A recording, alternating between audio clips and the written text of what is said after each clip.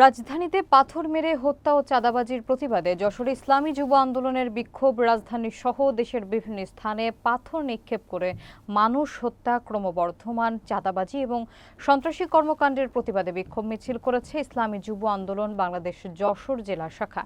বিস্তারিত দেখুন শাওন হোসেনের তথ্যচিত্রে।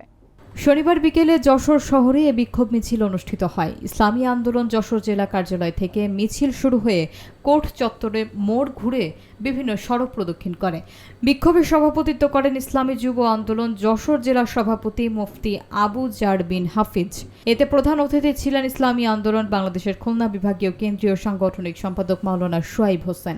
উপস্থিত ছিলেন যশোর জেলা শাখার সভাপতি মোহাম্মদ আব্দুল হালিম মিয়া, সেক্রেটারি মোহাম্মদ আলী সর্দার, যুগ্ম সেক্রেটারি এইচ.এম. মহসিন, সহ সাংগঠনিক সম্পাদক ও শ্রমিক আন্দোলনের সেক্রেটারি গাজী শহীদুল সহ বিভিন্ন অঙ্গ সংগঠনের নেতাকর্মীরা।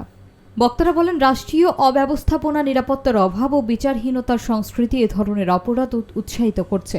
তারা দ্রুত অপরাধীদের গ্রেফতার ও দৃষ্টান্তমূলক শাস্তির দাবি জানান।